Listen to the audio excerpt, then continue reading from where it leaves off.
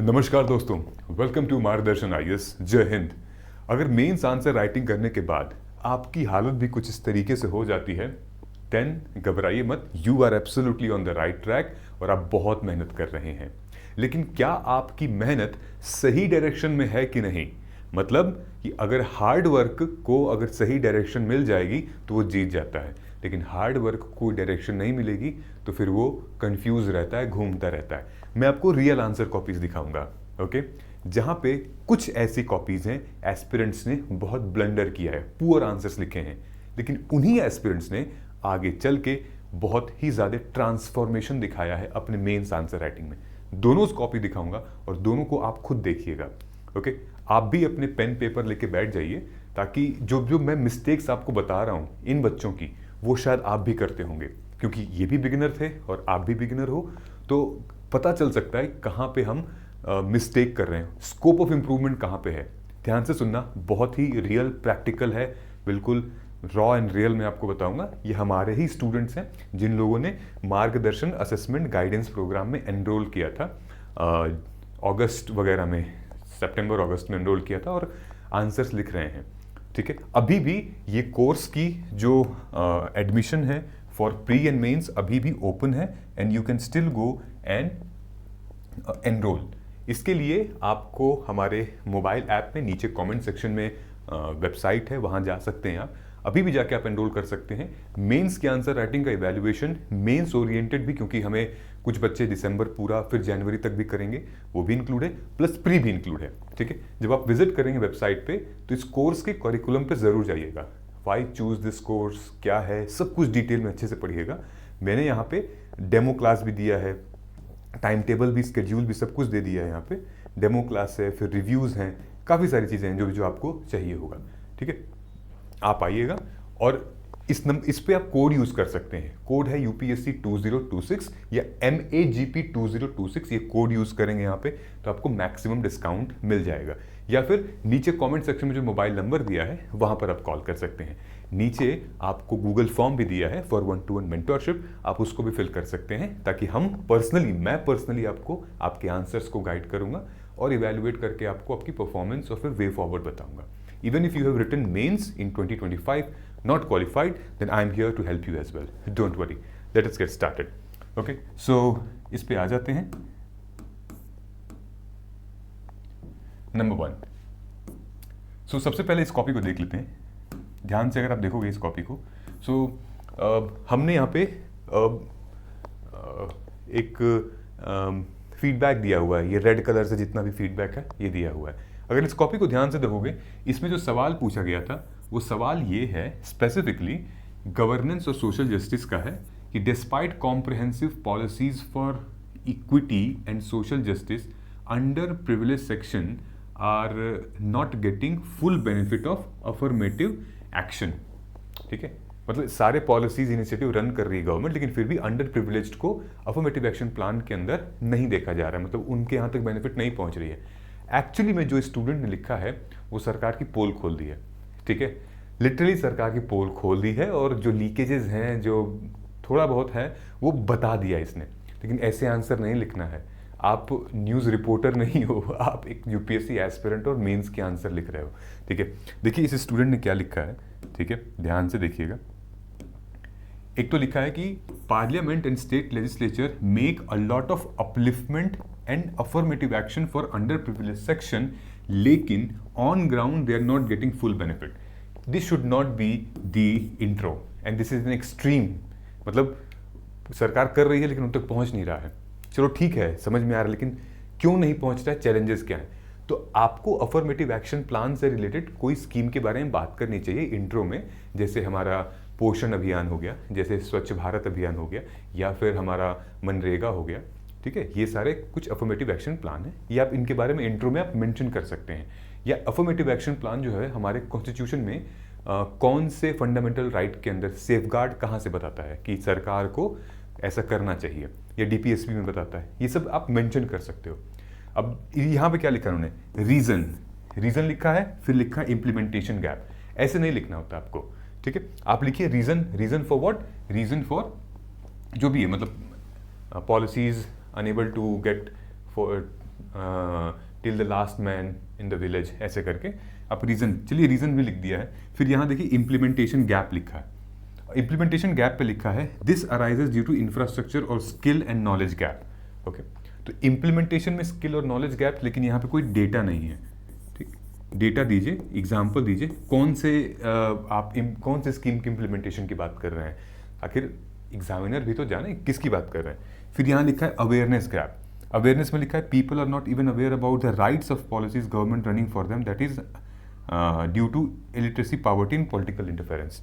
ठीक है, main problem now it is there are over control of politics over each sector. ये तो गजब ही लिख दिया था, तो ये सब नहीं लिखना है आपको। Alright, you have to be very neutral when you are writing answer. आप लिखा है, यहाँ पे हमने लिखा है you can not write such point in the context of democracies, you have to avoid this. दूसरा, leakage and corruption, avoid lack of, sorry यहाँ पे लिखा हुआ है कि इसके जगह आप लिख सकते हो क्या, आप रोहिणी कमीशन के बारे में लिख सकते हो, आप लिख सकते हो lack of horizontal distribution of affirmative action benefits, फिर एग्जांपल दे सकते हो वहाँ पे। ठीक है, फिर देखिए red tapism and delay, every file has to be reach through long process, ऐसा नहीं लिखना है। अगर आपके पास डेटा है, जजमेंट है, कमिटी है, रिपोर्ट है, तो आप लिखिए, यहाँ पे मेंशन कर दीजिए, but don't write blunt way कि यार जो एकदम लेमन लैंग्वेज में हम बात करते हैं कि हर फाइल जो है वो डिले होगी, नहीं, ऐसे नहीं होता। फिर वे फॉरवर्ड में हमने कुछ पॉइंटर्स लिखे हुए हैं विच इज़ फाइन, लेकिन कुछ पॉइंटर्स मिस कर दिए थे, जैसे SC OBC का सब कैटेगराइजेशन। ठीक है, women lead and own development, blockchain based governance and bypass, ये सारी चीज़ें कमेंट में इवैल्यूएटर ने दिया हुआ है हमारे। ठीक है, फिर कुल मिला के इनको 3 पॉइंट्स, 3 भी नहीं मिलने चाहिए थे, वैसे तो टोटल 1 ही मिलने चाहिए थे, बहुत बढ़िया आंसर नहीं है। ठीक है, क्योंकि एग्जामिनर का एकदम ही मूड खराब हो जाएगा इसको पढ़ने के बाद, भाई तूने क्या लिख दिया। तो समझ गए कि आपको क्या करना है, बैलेंस्ड वे में चलना है, न्यूट्रल वे में लेकर चलना है। आपको बहुत ज़्यादा एक्सट्रीम लेफ्टिस्ट या राइटिस्ट नहीं बन जाना है, based on the policy, based on the data, और आपको लेकर चलना है यहाँ पे। ठीक, दूसरी चीज़, इस आंसर को देखिए आप लोग, when you will see this answer, आपको सबसे पहला इंप्रेशन क्या आएगा, यार कैसा आंसर, मतलब कैसा हैंड राइटिंग है, आएगा ना। हैंड राइटिंग के ऊपर साफ साफ अगर आप देखेंगे इसको जूम करके, कंटेंट अगर आप पढ़ोगे, कंटेंट ठीक लिखा है, जो इससे पहले जो स्टूडेंट था उससे कंटेंट काफ़ी अच्छा है। ठीक, लेकिन हैंड राइटिंग थोड़ी सी, मतलब इतनी ज़्यादा कर्सिव है, इतनी ज़्यादा कर्सिव है कि मतलब मन थोड़ा सा करेगा यार क्या पढ़ूं। तो ये नेगेटिव मार्किंग दिला सकता है आपको अगर आपकी हैंड राइटिंग थोड़ी सी रीडेबल नहीं होगी तो।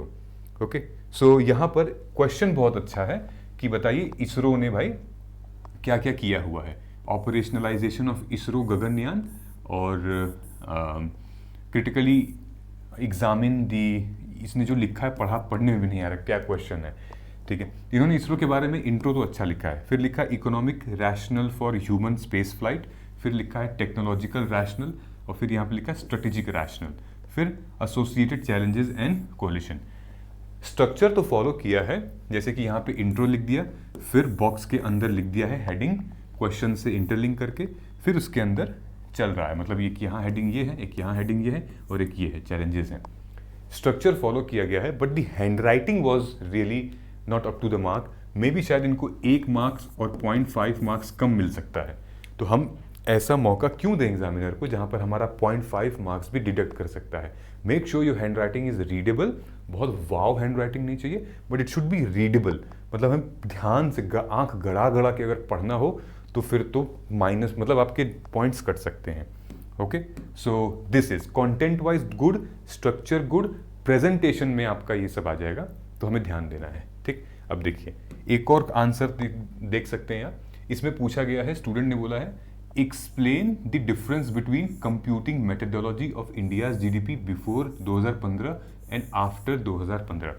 ठीक, सो इन्होंने क्या किया है कि अब एक तो ये इंट्रो डाल दिया है, इंट्रो में जीडीपी की डेफिनेशन डाली है which you should avoid. Intro में आप जनरली जो कीवर्ड है कोशिश करिए कि अगर वो बहुत ज़्यादा टेक्निकल नहीं तो डेफिनेशन मत लिखिए। जीडीपी की डेफिनेशन एग्जामिनर को नहीं पता हुई, और क्या जीडीपी की डेफिनेशन और भी 100 बच्चे लिखेंगे। आपका अपना आंसर यूनिक करना है, don't just start with your definition answer, make some data. ठीक है, इन्होंने पूरा एक्सप्लेन कर दिया है क्या होता है जीडीपी, ठीक है। फिर India's GDP, production method, income method and expenditure method, ठीक है। There are 3 methods to computing India's GDP. अगर ये बच्चा यहीं से अपना स्टार्ट कर देता इंट्रो कि there are 3 methods to calculate India's GDP compute, वो ये 3 मेथड है यहाँ से, तो भी आंसर थोड़ा ठीक रहता। अब इन्होंने बॉक्स बनाया हुआ है, पूरा मीनिंग क्या है, ठीक है, ये मीनिंग ऐसा box is, I am not saying कि बॉक्स मत बनाओ, बॉक्स ऐसा बनाइए जो कि सिंक हो जाए। This doesn't look like a body, this is look like an entire table, okay. और इन्होंने फिर यहाँ पे कंक्लूजन दिया हुआ है, conclusion is very good, okay, क्योंकि यहाँ पे डेटा मेंशन किया गया है। GDP takes long evolution phase from इतना 1950s, इतना इतना इतना trillion, rank 5th largest economy in the world, which is fine. लेकिन ये जो बॉडी है, ये ऐसा लग रहा है कि हमारे किसी नोटबुक में हमने इसे देखा था और निकाल लिया है। इसी बॉडी को हम ब्रेक कर सकते हैं in heading and subheading with examples, that would be really nice, okay. तो जैसे हमने यहाँ दिया हुआ है real nominal, real GDP, nominal GDP, absent and then present here, है ना, नेट इनडायरेक्ट टैक्सेस। तो थोड़ा सा मतलब अवॉइड करना चाहिए इन सारी चीज़ों को, ठीक है। Points are good, not saying points are not good, content is good, presentation में प्रॉब्लम है, स्ट्रक्चर में भी थोड़ा सा, इंट्रो बॉडी में सब हेडिंग वगैरह थोड़ा सा चैलेंजेस हैं, तो अवॉइड करिएगा ये, ठीक है। इससे ये पता चलता है कि बच्चे को नॉलेज बहुत कुछ है, वो लिखना बहुत कुछ चाहता है, लेकिन वो प्रेजेंटेशन में नहीं आ रहा है, ठीक है। तो यहाँ पे देखिए दिया हुआ है, try to mention data source, ministry of corporate affairs etcetera, mention that this more realistic. तो डेटा वगैरह मिसिंग है, ठीक है, 2004 में, 5 में, ये सब तो हमें क्लियरली मेंशन करना पड़ेगा यहाँ, ओके। एक और आंसर देख लेते हैं। सो ये आंसर है हमारा, discuss the implication of demographic dividend turning into demographic burden in the context of jobless growth, ये क्वेश्चन था, ओके। तो ये इन्होंने इंट्रोडक्शन दिया था, द इंट्रोडक्शन वॉज गुड, ठीक है। According to United Nation population fund, demographic dividend means the economic इतना इतना growth capacity of a nation derives, age group लिख दिया है, ठीक है, वर्किंग एज इतना होना चाहिए, विच इज़ फाइन, ठीक है, ओके। फिर इन्होंने लिखा है demographic dividend turn into demographic burden, ये भी बॉक्स में नहीं था, तो बॉक्स में इवेलुएटर ने किया हुआ है, और यहाँ पे बस वाई लिख देना चाहिए था, why demographic dividend turn into इतना, बाकी ये लिखना है ड्यू टू फॉलोइंग रीजन। अब इसमें आपको क्या लग रहा है, मतलब कुछ तो लग रहा होगा ना कि नहीं यार ये मतलब अटपटा लग रहा है। इसमें आप देखोगे तो सिर्फ पॉइंटर्स में लिखा है इन्होंने, पॉइंट बुलेट पॉइंट दे दिया है, बुलेट पॉइंट्स को एक्सप्लेन भी नहीं किया है, ठीक है। वो भी पॉइंट ऐसे की जैसे lack of basic facility, malnutrition, poverty, lack of access to eradication, high fertility rate. तो एक्चुअली आपको डेटा देना पड़ेगा यहाँ पे, और एटलीस्ट 1 लाइनर तो लिखना ही पड़ेगा, 1 या 1.5 लाइनर लिखना पड़ेगा इसका। तो आप अवॉइड करिए जस्ट हेडिंग, जस्ट सिर्फ हेडिंग नहीं देनी है हमें, हेडिंग के साथ साथ 1 लाइनर और प्लस 1.5 लाइनर हमें एक्सप्लेन भी करना है, ठीक है। सूटेबल पॉइंट्स हैं, लेकिन try to elaborate these points, points are good, ऐसा नहीं है पॉइंट्स गुड नहीं है। सेम यहाँ पे लिखा है implication of demographic burden in the context of jobless growth, कि इम्पैक्ट क्या होगा डेमोग्राफिक बर्डन का जॉबलेस ग्रोथ अगर रहेगी तो ये भी पॉइंट लिखा हुआ है, 2 पॉइंट यहाँ है, बाकी ये सारे पॉइंट हैं। फिर से इवैल्यूएटर ने हमारे ये बोला है कि try to merge this point into a subheading, तो और अच्छी चीज़ें आएंगी, ओके। फिर अपने आप हो क्या रहा है ना, कुछ कुछ पॉइंट्स बहुत बड़े हो जा रहे हैं, जैसे ये देखिए पॉइंट 8 है ना, वो लगभग 4 लाइन का है, बाकी सारे पॉइंट 1 लाइन के भी नहीं है, ठीक। सिमिलरली यहाँ पे कुछ पॉइंट्स थे, पॉइंट 7 ये पूरा 1 लाइन का पूरा है, ठीक है, बाकी सारे पॉइंट मतलब 1 लाइन भी नहीं है, जस्ट 1 कीवर्ड। सो ऐसा है कि जैसे जो जो हमें याद आ रहा है वो लिखते गए हैं। Same some of the positive steps by the government of India in this regards are, इतना लिखने की भी जरूरत नहीं है, positive steps of the government of India, steps taken by the government of India, इतना लिख सकते हैं। Then make in India skill, skill India, Ayushman Bharat and all, ठीक है, ये सब चलेगा point, but at least add some content related to it. These are very direct pointers and we are missing the data. कैसे पता चलेगा कि आप कौन सी डेटा के बारे में बात कर रहे हैं, आप प्रूफ क्या आपके आंसर का, ये सारी चीज़ें मेंशन करनी पड़ेगी। तो अगर आप ये मिस्टेक कर रहे हैं तो प्लीज़ अवॉइड करिए ऐसी मिस्टेक्स को। ओके, फिर इसी बच्चे ने जो कंक्लूजन लिखा था, आप देखिए 1 2 3 4 5 6 7 8 9 10 11 लाइन का कंक्लूजन है। Please avoid conclusion, should be 3 to 4 line maximum, उससे बड़ा नहीं होना चाहिए। ठीक है, ट्राई टू कंसाइज, या ठीक है यहाँ पे देखिए, in order to cater the aspiration of young implementation in diverse scheme, India is indispensable and Japan are pacing, so the मतलब दे आर बहुत बेसिक और लेमन लैंग्वेज में मेंशन कर दिया गया है। इसी कंक्लूजन को री राइट अगर आप करेंगे, कट शॉर्ट करेंगे, तो छोटा बन सकता है, अच्छा बन सकता है। ठीक है, कंटेंट बेकार नहीं है, लेकिन इसी को रीराइट करेंगे तो बहुत अच्छा बन सकता है। सो मेक श्योर कि आपका introduction and conclusion should not be less than 2 lines, more than 4-5 lines. Okay, इतना ही होगा, क्योंकि कोर जो पार्ट है हमारा बॉडी का है, बॉडी में ही आपको मार्क्स मिलते हैं, वो हमें एड्रेस करना है अच्छे से।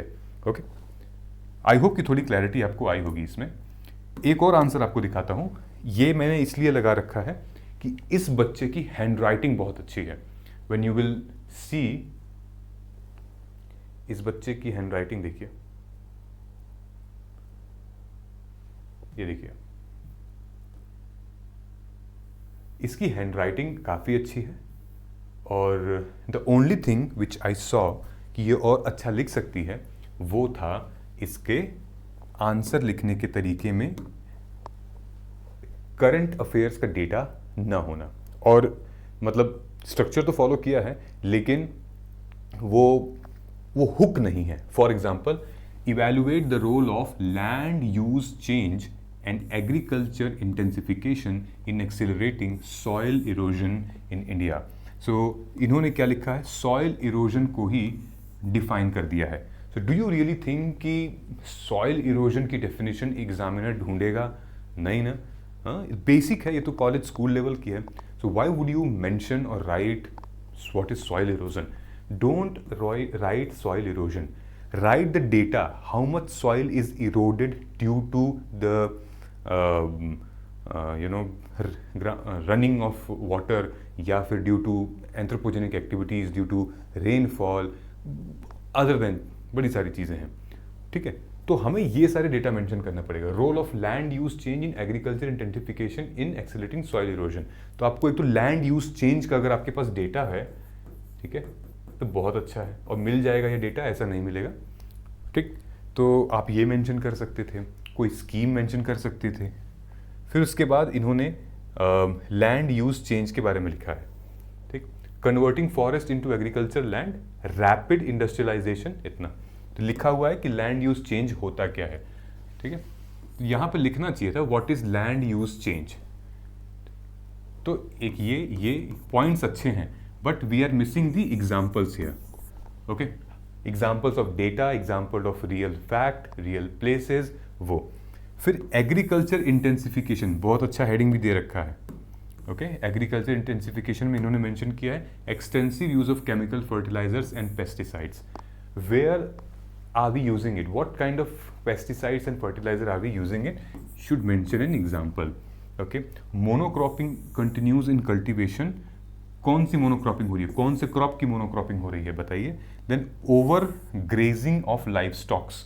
ओके, तो ठीक है, ये तो चलिए ठीक है, इसका इतना डेटा इंपॉर्टेंट नहीं भी है, कुछ चीज़ों का डेटा रियली इंपॉर्टेंट है।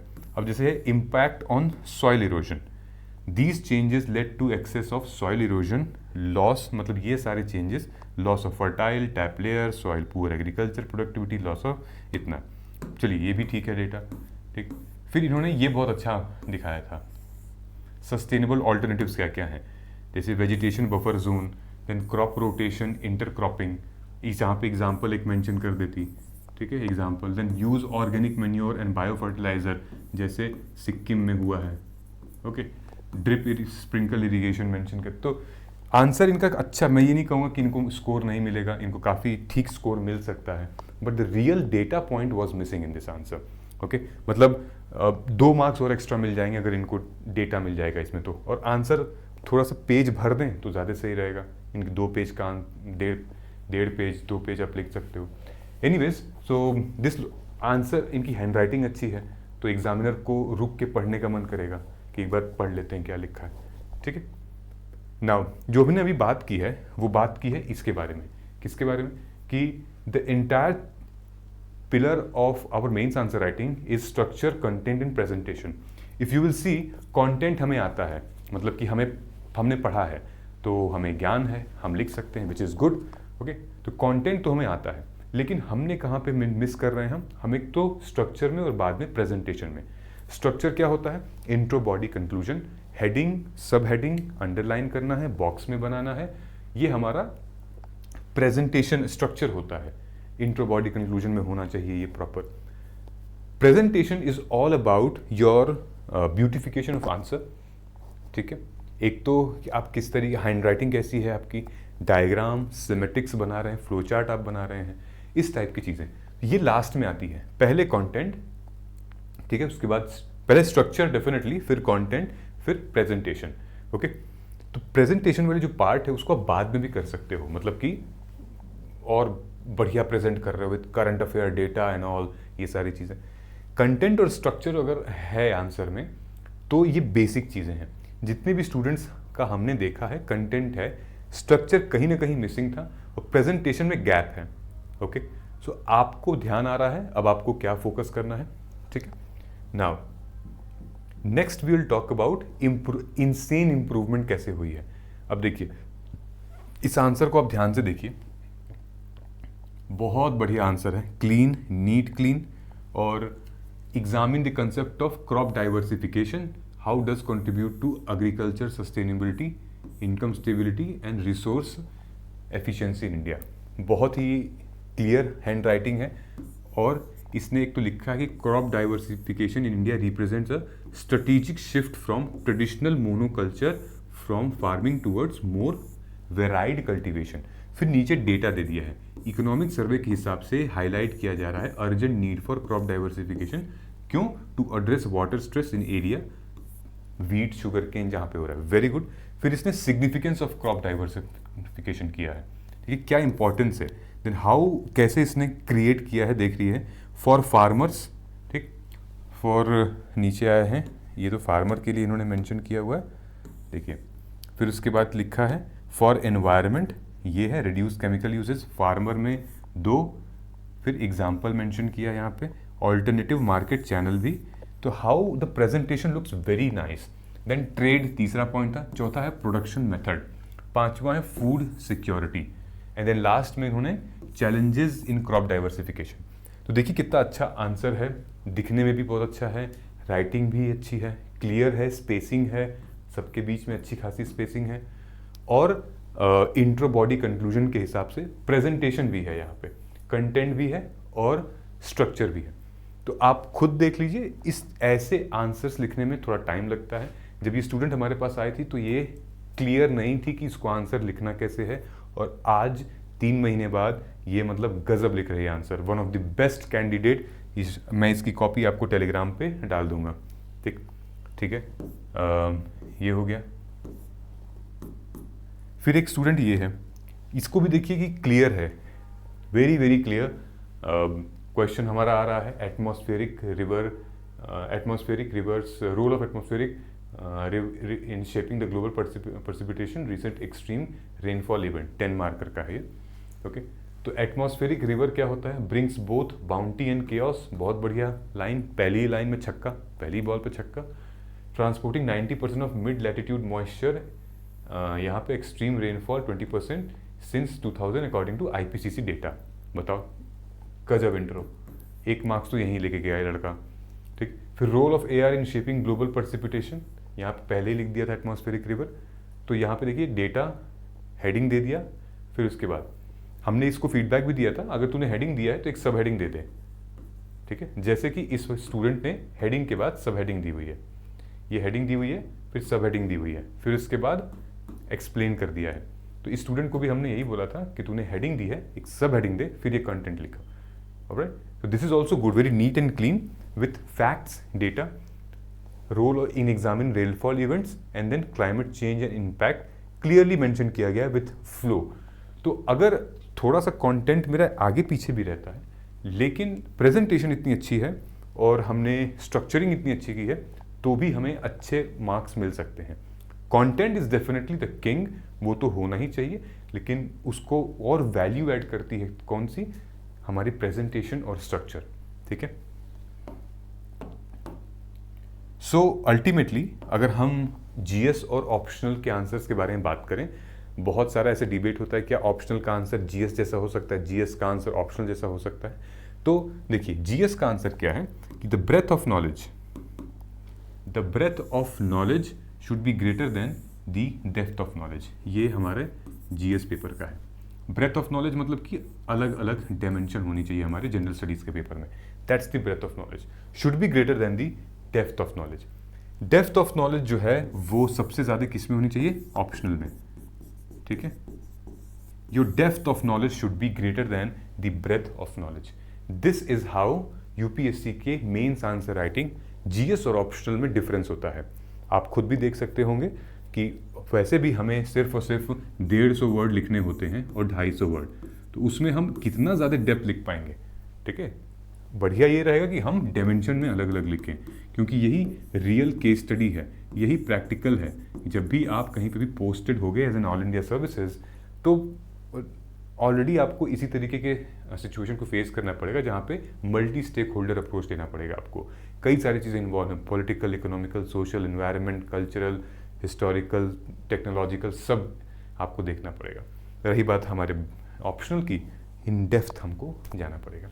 आई होप आपको क्लैरिटी समझ में आ गई होगी और किस तरीके से हम मतलब बच्चे मिस्टेक करते हैं। अब मैं आपको वो स्लाइड पे लेकर चलता हूँ जहाँ मैंने दिखाया था आपको, ये है ना। अब देखिए, अब पता चलेगा कि बच्चे कहाँ मिस्टेक कर रहे हैं। Use fact, figure, examples to back up the point. ठीक है, तो मिस्टेक देखा ना, ये मिस्टेक हम कर रहे हैं। Another mistake, articulate ideas clearly and effectively. आपको आर्टिकुलेशन बढ़िया ग्रामर के साथ आर्टिकुलेट करना पड़ेगा। Stay focus and avoid deviating from the topic. लिखते लिखते हम कहीं और चले जा रहे हैं। And then critical thinking skill होनी चाहिए हमारी क्वेश्चन को डिकोड करने के लिए। Accurate information and language should be simple. Structure होना चाहिए, इंट्रो, बॉडी, कंक्लूजन में कोहेरेंसी होनी चाहिए। And then most important, understand the demand of the question. These are the 8 mistakes which and UPSC aspirants do in the very beginning. अगर हम इनको ध्यान नहीं देंगे तो फिर ये ब्लंडर होते जाएंगे आगे और आपका आंसर और पुअर होते जाएगा।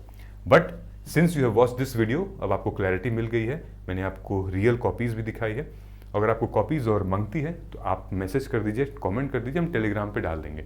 ऐसी और भी वीडियोस आपको चाहिए तो कमेंट कर दीजिए कि और किस किस सब्जेक्ट की आपको वीडियोस देखनी है, तो फिर आप कमेंट कर सकते हैं, हम मेंस ओरिएंटेड करेंगे। अभी भी आप मेंस कितने कर सकते हैं, जनवरी तक तो बस अपनी आंसर राइटिंग को रोकना नहीं है, आप कर सकते हैं। ठीक है, मिलते हैं हम लोग अगले वीडियो में। तब तक थैंक यू सो मच, नमस्कार, जय हिंद।